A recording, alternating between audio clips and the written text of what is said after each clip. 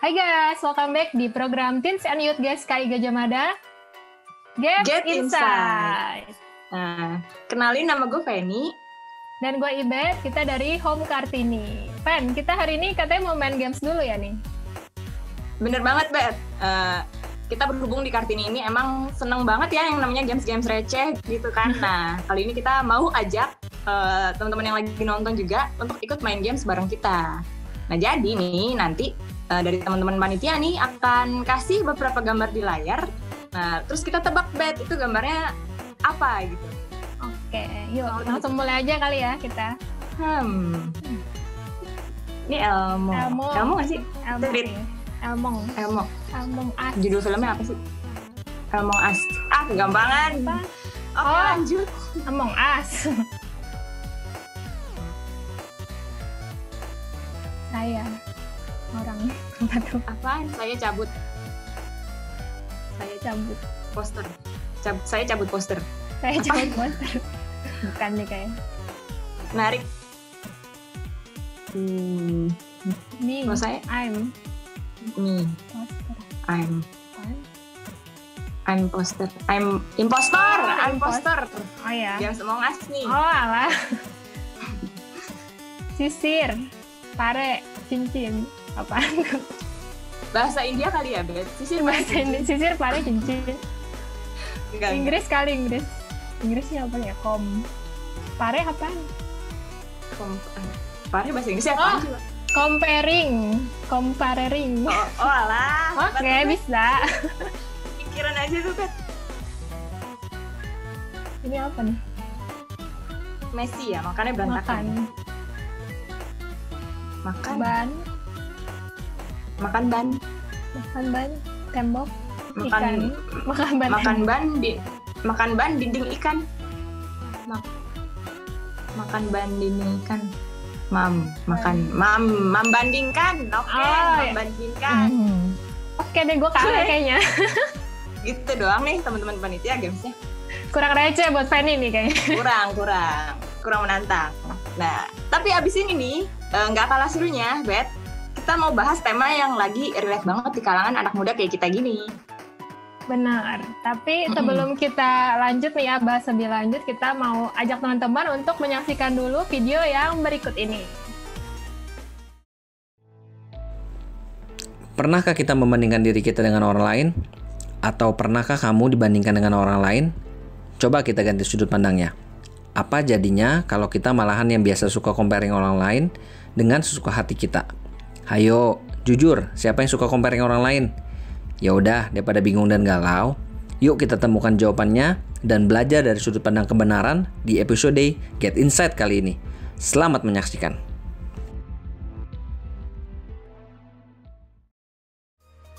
Kayak kenal ya, Bet ya, suaranya tadi ya. Iya, nggak asing banget tuh kayaknya di Home Kartini. Kayak kalau yang udah kenal sih tahu lah itu suara siapa. Anyway, hari ini kita mau bahas tema yang sesuai games yang tadi udah kita mainin tadi, Bet, tentang membandingkan. Bener banget. Nah, ini juga topik yang lagi hot di anak muda ya, Fen, itu Among Us. Iya, tapi ini bukan Among Us games yang lagi viral itu sih, Bet. Hari ini kita mau bahas tema comparison Among Us. Bener. Tapi Fen, kayak kita sepi banget nih kalau bahas berdua doang. Oh, tenang, Bet. Hari ini kita udah kedatangan tamu yang spesial banget. Langsung aja kita panggil kali ya. Siapa? Kak Dora. Halo Kak Dora. Nah, ini dia udah. Halo. Hai, apa kabar nih Kak? Sehat. Kita salaman dulu. Salaman. Oh iya, virtual. Apa kabar? Oke, baik Kak. Kak, boleh dong Kak sedikit perkenalan nih sama teman-teman youth di sini yang mungkin belum semuanya kenal sama Kakak. Boleh nggak Kak? Boleh. Aku tuh sudah lama bergabung di GSKI, cuma biasanya tuh pelayanannya di Sekolah Minggu Kelapa Gading, yang sekarang di Mall Arta Gading. Lalu pernah main ke Home Kartini. Oh berlanjut deh. Iya. Oke deh. Oke. Nah Kak Dora, kan hari ini kita mau bahas nih tentang comparison Among Us. Nah kita anak muda nih Kak, sering banget membandingkan diri dengan orang lain. Bener, gue juga setuju, Bet. gue sendiri pun sadar nggak sadar, kayaknya gue pernah jadi korban atau bahkan gue jadi pelakunya sendiri gitu, Bet, dalam membanding-bandingkan ini gitu. Nah, kalau menurut Kak Dora gimana nih Kak tanggapannya soal ini? Kalau membandingkan sih, aku rasa itu semuanya alamiah ya, bukan cuman kita pasti otomatis membandingkan. Misalkan kita ke kebun binatang aja nih, kita ngelihat muka binatang yang sama spesiesnya. Ih, zebra yang itu cakepan loh daripada zebra yang ini. Ih, kambing yang ini cakepan loh daripada kambing yang itu. Padahal sama-sama kambing gitu. Kita udah ngebandingin, apalagi kalau kita secara manusia yang berbeda satu sama lain. Cuman kadang nih kalau sebagai manusia ya, kita tuh suka bandinginnya pakai double standar. Istilahnya kita bandingin orang lain itu tajam, tapi giliran ke diri kita sendiri tumpul. Seperti itu. Tapi jadi sebenarnya membandingkan itu hal yang wajar nggak tuh Kak kalau di pergaulan anak muda? Aku lebih setuju kalau itu alamiah. Artinya udah bukan suatu hal lagi dianggap wajar, tapi itu udah otomatis. Seperti kita bernafas itu kan alamiah, bukan wajar. Seperti kita tidak menyadari kalau kita tuh sedang bernafas. Nah, begitu juga dengan membandingkan. Membandingkan itu alamiah. Secara tidak sengaja, disadari atau tidak sadari, pasti terjadi. Jadi itu mau nggak mau ya Kak, jadi bahasanya bukan wajar nggak wajar, tapi alamiah ya. Nah, iya, itu udah kayak alamiah. Kita sempat nih Kak survei ke anak-anak muda soal membandingkan ini. Dan hampir semua itu menjawab entah pernah sedih, insecure, atau iri gitu loh. Atau merasa kurang gitu ketika membandingkan diri dengan orang lain. Nah, tapi ternyata ada juga Kak, walaupun dikit sih, nggak banyak.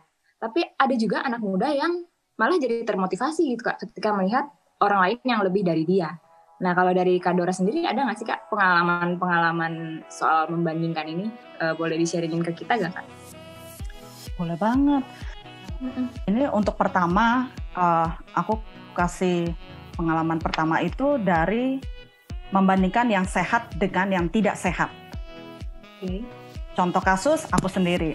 Waktu aku masih remaja, aku tuh sering dibandingin sama Doraemon. Paling gampang kan, karena namaku tuh sama, Dora gitu. Terus memang waktu itu aku agak obesitas. Jadi ya otomatis mereka tuh comparing-nya aku tuh kayak Dora sama Doraemon. Ih, sama-sama bulet gitu. Nah, dari cara mereka membandingkan aku sama Doraemon itu, aku bisa bilang sayangnya kurang sehat karena dampak ke akunya jadi jelek. Aku jadi minder, aku jadi sensitif. Tapi sampai akhirnya ya memang akhirnya sih aku jadi termotivasi untuk berolahraga dan mengurangi berat badan. Tapi ini dasarnya tidak sehat karena aku pengen supaya aku tidak diejek lagi, supaya aku mendapat pengakuan dari orang luar. Sampai akhirnya nanti pada saat, memang waktu itu aku turun berat badannya. Lalu secara alamiah aku juga membandingkan orang lain lagi. Kamu tuh kayaknya kelebihan berat badan deh. Jadi aku dibandingkan orang lain, aku pun membandingkan diriku dengan orang lain. Dalam satu perjalanan ini, dari yang awalnya tidak sehat karena aku pengen supaya dipuji langsing dan lain-lain, akhirnya aku berubah pikiranku. Sekarang aku mau bukan karena supaya dipuji orang, tapi aku mau supaya aku hidup sehat. Jadi ya membandingkan itu memang ada yang sehat, ada yang tidak sehat. Itu pengalamanku. Oke, jadi benar juga ya Kak. Jadi kita nggak cuma suka dibandingin aja, tapi sadar nggak sadar kita juga suka membandingkan orang lain nih menurut standarnya kita. Betul. Ya, Kak, sebelumnya juga sebenarnya kita udah sempat survei ke beberapa responden anak muda nih. Betul. Ya. Ternyata cukup banyak juga nih Kak, yang kadang-kadang tuh suka memberikan nasihat atau masukan, baik diminta atau nggak diminta. Tuh. Gue ngerti nih Beb, kayak semacam ikut campur gitu ya, kepo ya. Benar, ya. Kayak misalnya nih, belum apa-apa udah, maksudnya baru ketemu orang udah bukannya apa malah, ih lu gendutan banget, diet dong, kayak gitu-gitu ya, Bet? Benar. Terus nih misalnya kayak kalau lagi acara keluarga, kita suka langsung ditanya nih, pasangannya mana? Atau mungkin ditanya gajinya berapa, si X aja udah double digit, gitu. Padahal itu kan sensitif banget ya kayak pertanyaannya. Betul, sensitif banget itu. Nah, kalau menurut Kak Dora sendiri, sebaiknya gimana Kak? Kalau kita mungkin sebagai pelaku yang sering ngomong kayak gitu, walaupun niat kita baik gitu. Sekarang kita lihat, kembali lagi membandingkannya sehat atau tidak sehat. Kenapa ini penting sekali? Karena pada saat itu kan fondasinya. Nanti fondasi sehat dan tidak sehat itu akan menentukan proses kita membandingkan orang. Kalau kita membandingkannya atas dasar hal negatif, prosesnya pun negatif dalam arti penyampaiannya beda, penyampaian kata-katanya juga lebih ke sarkastik ketimbang nasihat yang baik. Dan biasanya kalau fondasinya sudah tidak sehat nih, pasti sifatnya lebih merusak, destruktif, membuat orang jadi minder, tersinggung, sensitif, akhirnya jadi tidak membangun. Sedangkan kalau atas dasar yang sehat, atas dasar kasih, misalkan, duh sayang ya, ini dia makannya terlalu banyak gorengan, atau misalkan gimana caranya ya supaya kita mengingatkan dia tapi dia nggak tersinggung, cuman supaya tuh kita mau dia lebih sehat.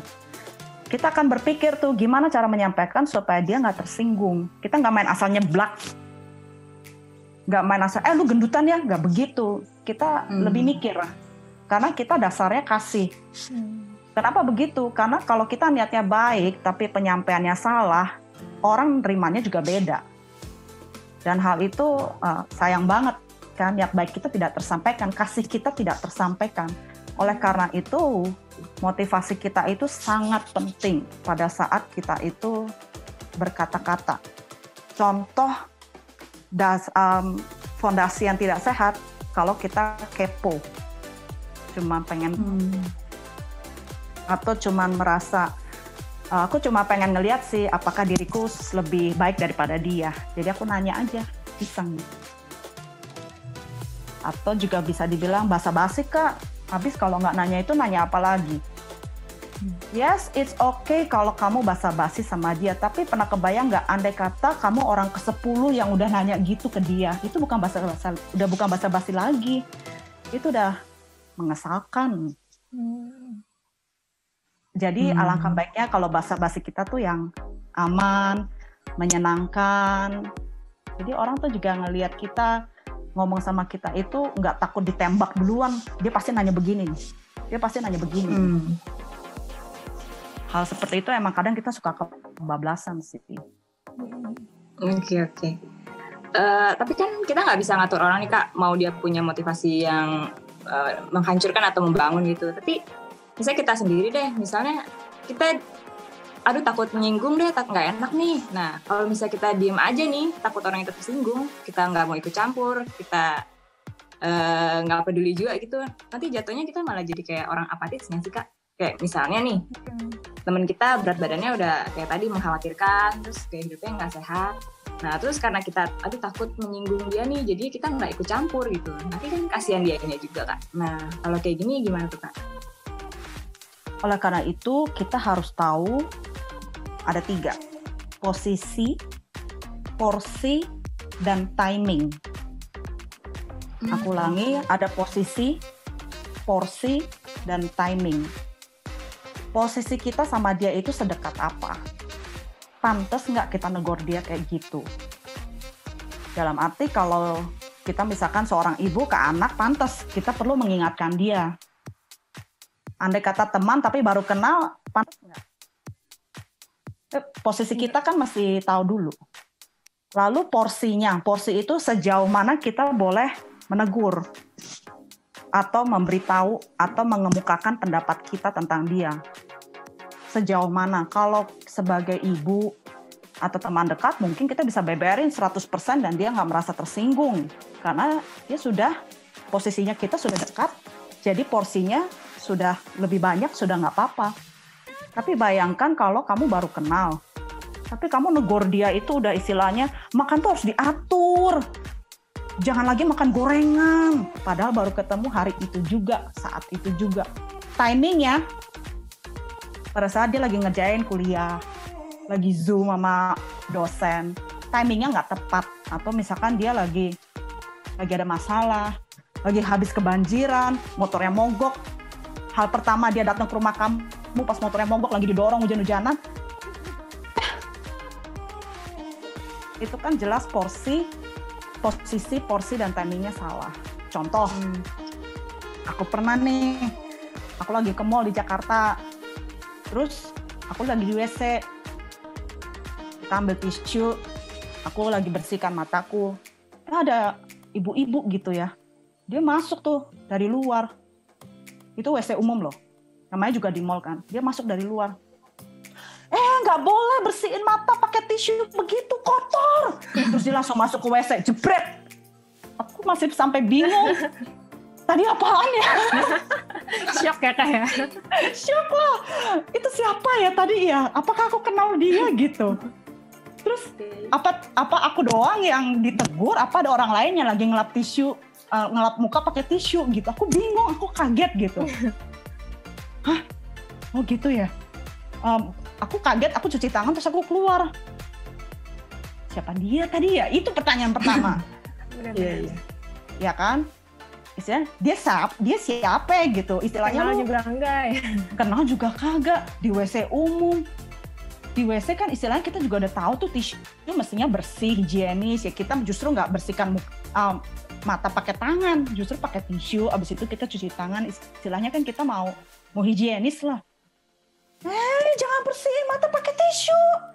Jebret dia masuk ke WC, aku sampai masih bengong begini. Istilahnya jelas dia posisinya orang asing. Porsinya, kamu kebayang nggak? Dia kebiasaan nyablak sama orang asing yang tidak dia tahu pun. Makanya kelihatan itu karakter itu kan nggak bisa dibangun dalam sehari. Itu kan karakter yang sudah dibangun sampai akhirnya sudah alamiah, sudah menyatu, sampai dia udah nggak sadar kalau itu tuh pantas apa nggak pantas.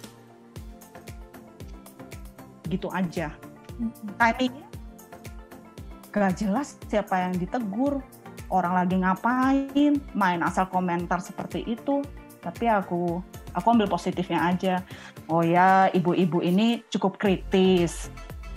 Jadi aku terima kasih. Tapi aku cepet-cepet keluar. Aku nggak mau sampai dia keluar. Terus ntar dia ngomongin lagi ya.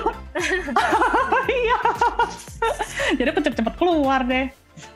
Ya jadi seperti itu. Kita bisa tegur orang lain atau kita bisa memberikan masukan asal kita tahu posisi, porsi, dan timingnya. Oke. Jadi ada 3 nih ya Kak ya. Posisi, porsi, dan timing. Nah, ingat tuh teman-teman. Nah, Kak Dora, kita juga ada survei lagi nih. Survei yang tadi udah diomongin, ini diagramnya. Ternyata 70% orang pernah melontarkan pertanyaan sensitif ke orang lain. 70% tuh Kak, banyak juga. Dan lebih dari separuh mereka ternyata merasa bersalah juga gitu karena udah nanya itu. Nah, berarti masih banyak ya Kak di antara kita yang dengan sadar jadi batu sandungan buat sesama kita. Ya nggak, Bet? Benar banget sih. Nah, terus gimana nih Kak? Caranya buat kita tuh bisa menghilangkan kebiasaan buruk kayak gitu? Kalau misalkan kita mau lihat nih, kita ada ayat nih, kita baca ayat dari Yakobus 1, ayat 19 sampai 27. Yakobus 1 ayat 19 sampai 27. Aku bisa bacain. Kalau di sini judul perikopnya dibilang pendengar atau pelaku firman. Hai saudara-saudara yang kukasihi, ingatlah hal ini. Setiap orang hendaklah cepat untuk mendengar, lambat untuk berkata-kata, dan juga lambat untuk marah, emosian istilahnya, sensitif, baper. Kan itu kan termasuk kategori marah, cuman bentuknya beda-beda istilahnya gitu. Iya. Sebab amarah manusia tidak mengerjakan kebenaran di hadapan Allah. Sebab itu buanglah segala sesuatu yang kotor dan kejahatan yang begitu banyak itu.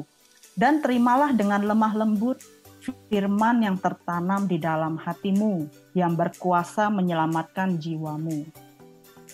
Tetapi, hendaklah kamu menjadi pelaku firman dan bukan hanya pendengar saja. Sebab jika tidak demikian, kamu menipu diri sendiri. Sebab jika seseorang hanya mendengar firman saja dan tidak melakukannya, ia adalah seumpama seseorang yang sedang mengamati mukanya yang sebenarnya di depan cermin. Mengamat-amati, cuman ngeliatin. Ayat 24, baru saja ia memandang dirinya, ia sudah pergi atau ia segera lupa bagaimana rupanya. Dia cuma ngeliat. Kita lanjut dulu. Ayat 25. Tetapi barang siapa meneliti hukum yang sempurna, yaitu hukum yang memerdekakan orang, dan ia bertekun di dalamnya, jadi bukan hanya untuk mendengar, untuk melupakannya, tetapi sungguh-sungguh melakukannya. Ia akan berbahagia oleh perbuatannya. Jikalau ada seseorang menganggap dirinya beribadah, tetapi tidak mengekang lidahnya, ia menipu dirinya sendiri. Maka sia-sialah ibadahnya. Ibadah yang murni dan yang tak bercacat di hadapan Allah Bapa kita ialah mengunjungi yatim piatu dan janda-janda dalam kesusahan dan menjaga supaya dirinya sendiri tidak dicemarkan oleh dunia. Gimana caranya kita menghilangkan kebiasaan buruk ini? Firman Tuhan sudah kasih tahu. Jadi pendengar atau pelaku firman. Kita udah lihat di sini. Setiap orang hendaklah cepat untuk mendengar tetapi lambat untuk berkata-kata dan juga lambat untuk marah. Kita juga lihat di sini, kalau orang cuma mengamati mukanya yang sebenarnya di depan cermin itu, baru saja ia memandang dirinya, ia sudah pergi. Ia tahu nih firman, harusnya kamu tuh menjauhi perbantahan, mengekang lidah, mengendalikan diri, usahakanlah perdamaian, semua itu ada di dalam firman. Tapi firman yang sederhana saja tidak dilakukan atau tidak mulai dilatih dari hal yang kecil. Ya dia pikir tuh dirinya udah cakep kan di cermin. Mau kerja, udah keren lah, siap-siap mau PA.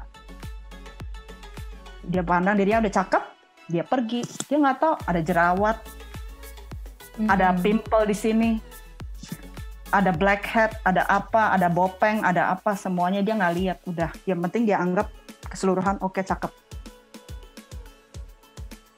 Akhirnya apa? Kebablasan terus, kebiasaan buruknya akan terus terpelihara karena dia tidak jujur terhadap dirinya sendiri. Ia menipu dirinya sendiri. Gak enak rasanya ditelanjangi oleh kebenaran.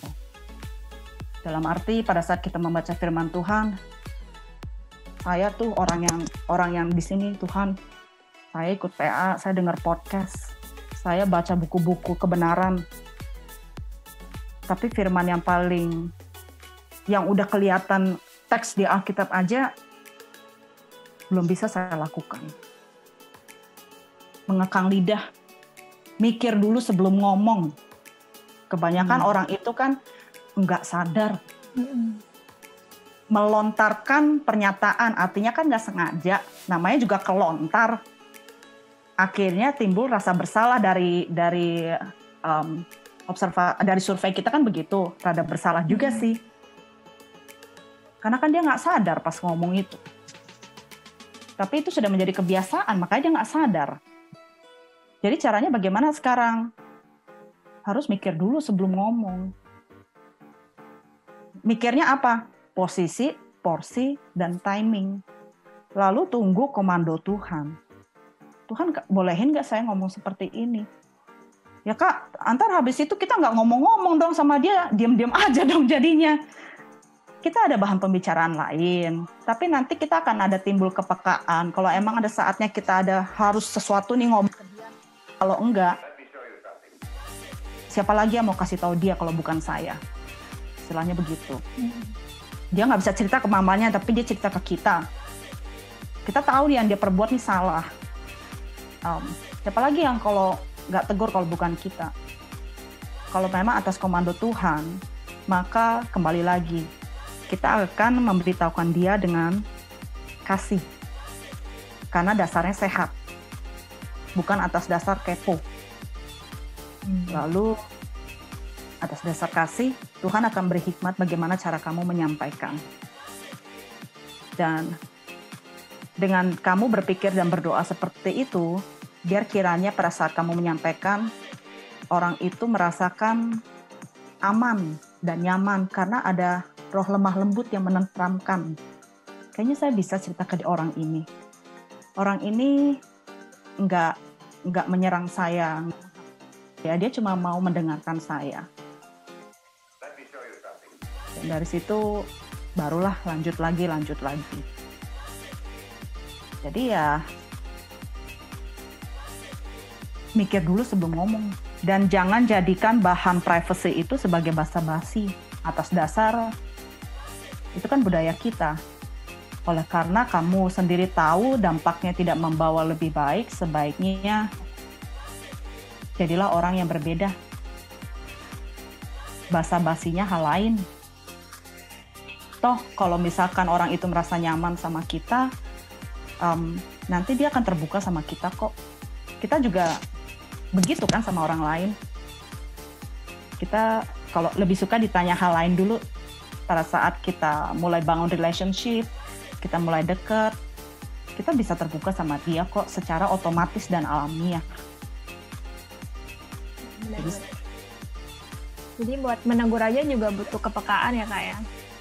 Iya, Oke. betul. Kak, ngomong-ngomong soal firman juga nih Kak, kalau di Alkitab ada nggak Kak pembahasan soal kayak perbandingan atau comparison yang spesifik, yang menarik dan bisa kita ambil mungkin nih Kak buat pelajaran? Setiap aku mulai mau bandingin diriku sama orang lain nih, ayat ini selalu ada di otakku dan hatiku. Apa tuh? Amsal 27 ayat 17. Besi menajamkan besi, orang menajamkan sesamanya. Setiap kali aku mau bandingin orang tuh, besi menajamkan besi, aku selalu berpikir, Tuhan, kalau aku ini besi, apakah aku ini besi yang tajam atau aku besi yang tumpul? Apakah aku seorang pengikut Kristus yang cuman kelihatan baik di luar, tapi sebetulnya di dalam tidak menjadi agen perubahan, tidak menjadi saksimu? Itu besi yang tumpul. Dia tetap besi, dia tetap anak Tuhan, tapi dia nggak membawa perubahan, tumpul. Lalu kalau aku menjadi besi yang tajam, apakah aku besi yang tajam di kacamata Tuhan atau di kacamata dunia? Karena kalau aku besi yang tajam di kacamata dunia, maka pada saat aku menegur orang, biasanya itu teguranku atas dasar kepo, superior, sukanya nyerang orang, kritik, mencari kekurangan, tidak membangun, dan juga tidak berbelas kasihan. Entah itu orang lagi stres atau apa, pokoknya gue ngomong dari A sampai Z tentang apa enggak itu urusan lu. Yang penting gue udah kasih tahu. Blek. Kita nggak tahu timingnya, nggak tahu, tajam, tapi melukai orang lain. Sesuai komando Tuhan nggak tahu, dia udah keburu kebablasan aja tuh. Tajamnya di mata dunia. Selalu kalau orang bilang tuh kayak toksik gitu. Akhirnya jadi kayak toksik. Selalu ada mencari celah untuk kekurangan orang. Lalu menyerang tajam tapi lebih menghancurkan. Kan ada kan orang kalau negur tuh ya sarkasme banget. Kayak tapi nggak membangun. Akhirnya kita ditinggal dalam keadaan babak belur begitu. Itu pasti banyaklah pengalamannya. Tapi Tuhan kita nggak seperti itu loh.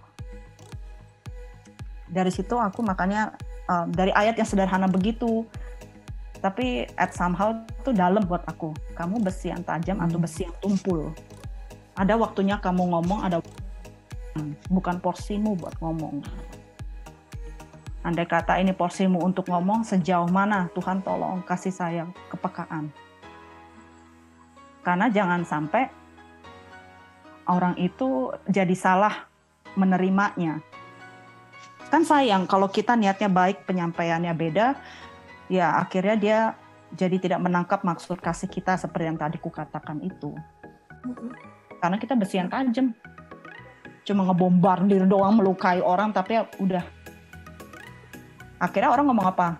Ya gue sih marahnya bukan karena itu, cuman cara ngomong lu. Cara ngomong lu tuh ngeselin, nadanya nggak enak didengar.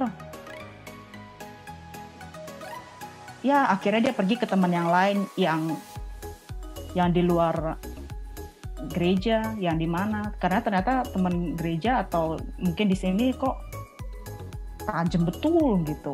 Jadi kira-kira seperti itu. Oke. Jadi poinnya kita harus sesuai di bawah komando Tuhan ya. Karena ketika kita nggak di bawah komando Tuhan, artinya kita sedang di bawah komando iblis kayak gitu. Ya. Nah, ngomong-ngomong soal iblis nih, aku pernah dengar pepatah nih Kak, yang ngomong comparison is the tool of the devil gitu. Yang artinya iblis tuh selalu berusaha mencari celah gitu. Dia mainin perasaan kita nih. Jadi kayak misalnya nih Kak, kalau misalnya kita lihat sosmed, terus pas kita buka sosmed, ada temen lagi ngepost, dia lagi udah pindah ke Bali gitu, dikala kita sekarang ini cuma bisa di rumah doang gitu gara-gara pandemi. Aduh itu rasanya jujur sih, bikin iri gitu, pengen ikutan ke Bali gitu. Ya nggak sih, Bet? Benar-benar. Ya jadi maksudnya kayak iblis tuh bisa manfaatin emosi kita ya, supaya kita jadi jatuh dalam dosa nih, kayak kita jadi merasa insecure, rasa iri hati, itu kan bikin kita jadi nggak bersyukur sama keadaan kita gitu. Nah, mungkin Kak Dora boleh Kak berbagi tipsnya supaya kita bisa melawan nih pikiran-pikiran negatif kayak gitu dan nggak jadi dimanfaatin sama iblis. Sekarang bagaimana caranya supaya kita juga punya amunisi? Nggak dimanfaatkan iblis itu kan artinya kita juga harus bisa melawan si iblis. Melawannya pakai apa? Aku ganti kalimatnya. Ada nggak sih tips supaya kita bisa memiliki pikiran positif dan dimanfaatkannya oleh Tuhan, menjadi alat dalam tangan Tuhan? Ya. Kembali lagi, comparison is also the tool of God. Itu cermin. Alkitab itu kan perkataan Tuhan, kata-kata Tuhan, itu cermin buat kita. Menjadi corpus delicti itu kan kita bercermin sama Tuhan Yesus. Sebenarnya kita. Jadi sebelum kita melawan pikiran negatif dan gak dimanfaatkan sama iblis, kita harus tahu dulu nih kita disekutu siapa. Kalau kita disekutu Tuhan, outputnya pun akan berbeda, hasilnya akan berbeda. Nanti kita akan melawan pikiran negatif itu mudah kalau kita punya senjatanya. Ya kan ada senjatanya mau diapain? Nah, kalau buat aku sendiri, pertama kita itu harus bandingkan diri kita sama firman Tuhan dulu. Kita bandingkan kita sama firman Tuhan sebelum kita membandingkan orang lain. Kita ngaca dulu nih sama firman Tuhan, sama perkataan Tuhan. Apa sih yang paling gampang buat dibandingin dari firman Tuhan? Buah roh. Kasih, sukacita, damai sejahtera, kesabaran, kemurahan, kebaikan, kesetiaan, kelemah lembutan, pengendalian diri. 9 elemen ini. Coba dibandingin dulu. Kasih, kamu biasanya kasih tulus apa enggak? Kalau sama orang, apa cuma jaim? Sukacita, kalau masalah sukacita nih, pernah nggak sih ngerasain ada orang ya, ini orang baik, tapi bawaannya tuh depresi. Atau ini orang sebetulnya dia nggak jahat, tapi cara penyampaiannya karena salah, dia jadi kayak toksik. Selalu ada selalu ada masalah di setiap solusi.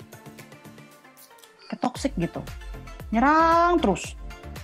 Niatnya sih baik, tapi kenapa ya? Kok kacamatanya kayak kotor gitu, burem gitu. Artinya dia nggak mendatangkan sukacita bagi orang lain. Dia juga nggak kelihatan sukacita walaupun dia aktif di gereja, walaupun dia pelayanan. Kayaknya nggak tulus gitu, nggak pol, ada apa dia sesungguhnya. Lalu tentang damai sejahtera,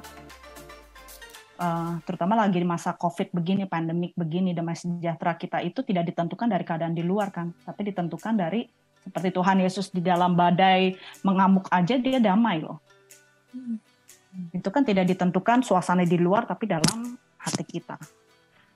Lalu kesabaran, itu udah jelas lah, udah tahu. Kemurahan, kebaikan, semuanya tuh kamu lihat grafiknya. Kalau kamu bisa menilai diri kamu dari kacamata Tuhan, nanti saat pikiran negatif datang, tuh lihat tuh temen lu jalan-jalan ke Bali, elunya di rumah. Kita tahu, aku turut berbahagia kok kalau ngelihat dia bisa jalan-jalan ke Bali. Karena apa? Kita bukan orang yang toxic. Kita cukup berbahagia, kita celebrate their happiness. It's okay. Kita di rumah juga kita damai sejahtera kan. Damai sejahtera itu bukan masalah tempat, tapi masalah keadaan hati kamu sama Tuhan itu bagaimana. Dari situ otomatis pikiran itu terbuang mental. Dia lewat, tapi dia nggak akan mungkin bersarang di kepala kita. Pasti mental. Nggak ada celahnya. Tapi jangan lupa, dari 9 elemen ini pasti akan ada elemen yang akan diserang oleh iblis. Kamu lemahnya di mana? Kadang kan orang gini ya, ada orang senang lihat orang susah, susah lihat orang senang. Jadi ya bahagia, aku senang sih lihat dia di Bali, tapi aku pesimis sama diriku sendiri. Ya, perlombaan orang itu kan beda-beda. Garis startnya aja beda. Jadi sebaiknya realistis juga. Toh kamu nggak tahu kesusahan dia apa. Orang itu di Instagram, di TikTok semua itu kan ya doang. Tapi coba kamu lebih kenal. Biasanya ada duri dalam daging. Ada kesusahannya juga. Jadi jangan cepat ngejudge. Jangan cepat pakai asumsi sendiri. Gimana cara laginya supaya nggak asumsi, Kak? Kembali berkaca pada firman Tuhan. Begitu. Oke. Jadi sebenarnya comparison ini kita memahaminya bisa dua sisi ya, Kak. Kita mau jadi alatnya iblis apa alatnya Tuhan nih? Betul sekali. Oke, Kak. Ternyata nggak berasa banget kita udah ada di penghujung acara nih. Iya, nggak berasa banget dan seru banget sih topiknya. Oke, anyway, terima kasih Kak Dora dan buat semua yang lagi nonton nih, kalau gue boleh analogi ini, hidup ini tuh kayaknya bisa dibilang mirip Games Among Us juga nih.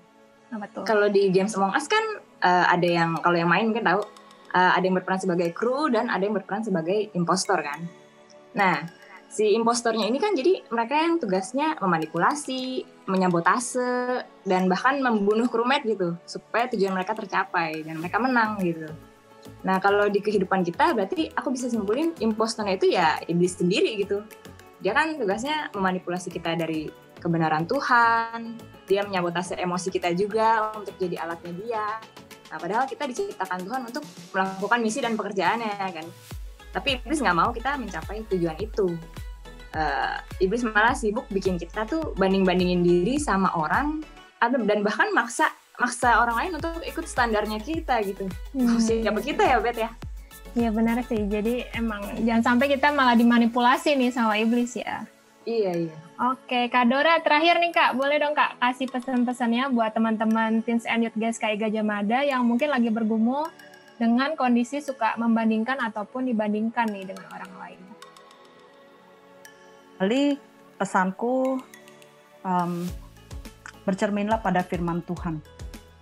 Kita di gereja yang sudah ditunjang dengan podcast, PA, begitu banyak YouTube, kebenaran firman Tuhan, buku-buku luar biasa oleh gembala sidang kita. Tapi jangan lupa juga untuk membangun relasi pribadi dengan Tuhan.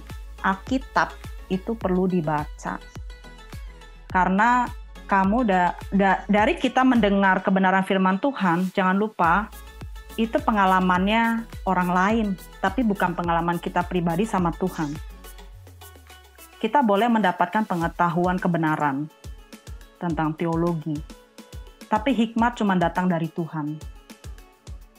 Nah, kenapa kita membutuhkan hikmat? Supaya kita tahu bagaimana cara mengenakan kebenaran itu dalam kehidupan kita sehari-hari. Jadi, bangunlah relasi pribadi dengan Tuhan dan siap-siap engkau berdoa. Kalau kita berdoa, Tuhan, ujilah aku dan selidiki aku, itu bakal sakit. Mau nggak jujur sama diri sendiri? Atau mau tetap menipu diri sendiri? Itu pilihan di tangan kita karena cerminnya adanya di kita, nggak ada di orang lain. Jadi kalau cerminnya cuma di kita, kayaknya saya oke-oke aja Tuhan. Maka dia menipu dirinya sendiri karena tidak ada orang yang baik. Di Alkitab saja sudah tertulis. Sama Tuhan saja berbohong. Bagaimana mau menjadi corpus delicti? Tuhan itu nggak bisa dibohongi, dia nggak bisa dipermainkan. Dia tahu itu bagian kecil kamu itu loh masih borok. Tapi susah. Oleh karena itu taunya dari mana harus ada waktu pribadi dengan Tuhan dan baca Alkitab. Di samping mendengarkan kebenaran, PA, dan membaca buku-buku pengetahuan tentang teologi. 2, berdoa minta kepekaan dan hikmat. Karena hikmat cuma datangnya dari Tuhan. Minta kepekaan Tuhan, jangan sampai saya melakukan hal yang menjadi batu sandungan bagi orang lain. Namun juga bagaimana caranya supaya saya sendiri tulus di hadapan Engkau. Saya perlu Engkau, saya minta diselidiki, saya siap berlatih. Saya mau jujur. Dari kamu berurusan dengan Tuhan seperti itu, nanti cara kamu membandingkan orang lain pasti beda. Karena kamu udah tahu rasanya ditajam, diasah. Itu Tuhan najemin kan, kamu udah tahu, udah ngerasain tuh, sakit sendiri tuh. Akhirnya kamu ngeliat orang lain menegur dia ya. Udah bukan karena kepo atau mau merasa supaya aku merasa lebih baik, tapi lebih pada dasar belas kasihan. Aku mengasihi engkau. Apa yang bisa aku lakukan buat kamu? Dan kepekaan. Kamu kelihatannya happy, tapi kenapa ya? Ada suatu hal yang ganjel. Pasti ada orang sedih. Kan orang depresi kan rata-rata justru mukanya happy. Tapi di situ Tuhan bakal kasih kepekaan. Dan itu nggak bisa dibohongin. Orang yang nggak pernah membangun hubungan pribadi sama Tuhan, kering. Akhirnya tidak berdampak, sama saja seperti orang dunia. Tapi orang yang terus bergaul sama Tuhan, pasti dia berdampak di sekitarnya. Jadi, jujurlah pada diri sendiri, jujurlah kepada Tuhan. Oke. Wow, banyak membuka insight ya buat kita ya. Terima kasih banget loh Kak Dora untuk sharingnya dan ya insight-insightnya yang bermanfaat banget buat kita. Iya, thank you Kak Dora. Iya, sama-sama. God bless. God bless. Oke, teman-teman, thank you juga nih buat teman-teman yang udah menyaksikan Get Insight hari ini. Jangan lupa untuk subscribe YouTube channel GSKI Gajah Mada dan jangan lupa juga untuk like, comment, share video ini ke teman-teman yang lain nih biar makin banyak yang diberkati lewat acara ini. Jangan lupa juga Bet, tadi belum disebutin. Jangan lupa nyalain tombol lonceng biar teman-teman nggak ketinggalan video-video lainnya dari GSKI Gajah Mada. Oke deh, kalau gitu kita pamit dulu ya. Bye-bye. God bless.